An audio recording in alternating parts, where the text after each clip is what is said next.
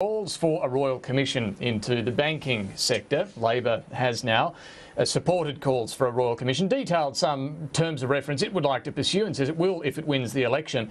A number in the government's own ranks have for some time been calling for a royal commission, the National Senator John Williams, chief amongst them. But now we have about 5 who are saying we should either have a royal commission or at least be open to a royal commission, that it shouldn't be ruled out. With me now is David Fawcett, the Liberal MP who is chairing the Parliamentary Committee on Corporations and Financial Services. Thank you for your time this afternoon. Can I start by asking, do you think a royal commission is a good idea? Well, David, that'll be a matter for the committee to discuss. We're hearing a lot of evidence. We've had over 180 submissions to this particular inquiry, which is looking into a fairly narrow area of banks' conduct and engagement with small business.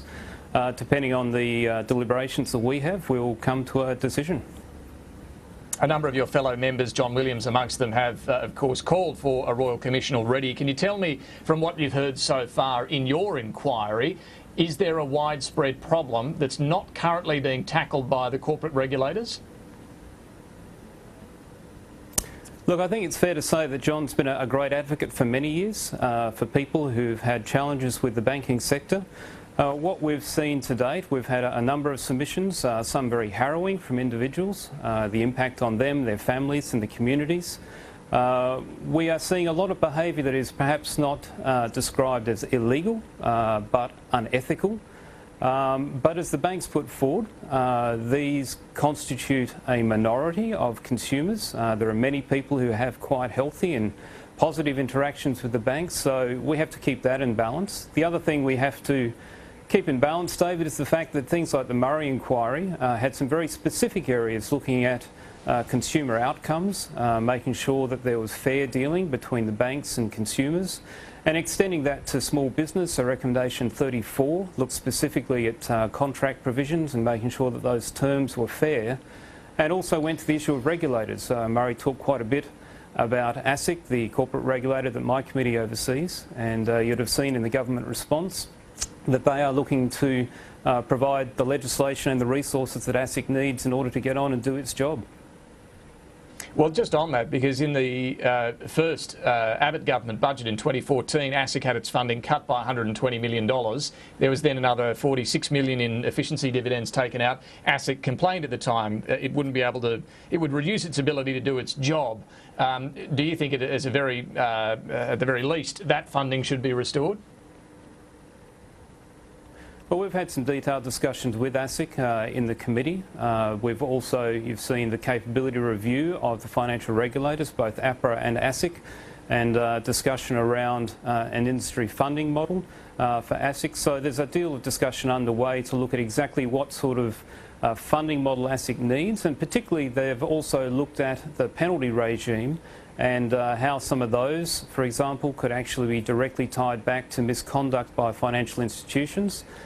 So that funding comes in and the expenses of operating ASIC and ASIC conducting its role are tied back to the behaviour, the culture and outcomes that are driven by financial institutions. So whether it's beefing up ASIC's resources or giving it the power to impose heavier fines, heavier penalties on wrongdoing, is what you're saying that the current situation is inadequate? Look, Murray identified fairly clearly that the current situation has some holes that need to be addressed, and you've seen the government already starting to take action. In November this year, the extension of unfair contract terms provisions will apply to small business. So you've already started to see the government take action on the strength of both Murray and this committee's report into financial advice. You've seen the government take action to accept the recommendations for increasing the educational and professional standards of financial advisors. And I think you're seeing that both the Prime Minister in his discussion last week, the head of ASIC, Mr Metcalfe, speaking with the banks, are focusing very much on some of the issues that Murray raised, which goes to the issue of culture, remuneration, structures within the banks, so that what we get is an alignment of the consumer's interests as well as the bank's interests. So there's a number of those measures that are already underway, and one of the things that committees like this have to weigh up as we look at our recommendations is what are the recommendations that are currently before government, what's government accepted, how far have they been implemented, and do we need to give them more time to actually come into effect. But having said that, we'll be reviewing the evidence that's been put before us, plus all of those contextual issues in forming the recommendations that we form. Well, I assume there's been obviously no party room discussion on a Royal Commission per se, but as you know, a number of your colleagues do think it's a good idea. The Treasurer, the Prime Minister have been arguing ASIC already has more than enough powers to do what a Royal Commission does. So you're saying, to be clear here, that we should not make a call on this. We should wait until your inquiry has done its job. Well, as I said at the outset, David, this inquiry is looking at one particular aspect of the financial services sector, and that is the bank's interaction with small business. And so we will consider that. The committee will make its recommendation, but we will make that in the context of what broader issues are occurring. And at the moment, there are a number of steps underway, and it's not my job as the chair of this committee you're open to the support idea of a Royal Commission. Oh, what I'm saying is the committee will consider that, and if the committee decides that that is the best way forward, then the committee would recommend that. But I'm not going to be taking the government or the opposition side here. I'm representing a parliamentary committee, which is a committee of the parliament, not a political party. Fair enough. And can I ask, when Parliament's prorogued, committee work usually is dissolved. What happens with your committee next week when Parliament's prorogued? Yeah, look, we've been working with the managers of business in the House and the Senate to make sure that the committee is re-established, and we can actually re-refer the same terms of reference to the committee. So we're anticipating that we will continue with the committee's work in this inquiry basically uninterrupted.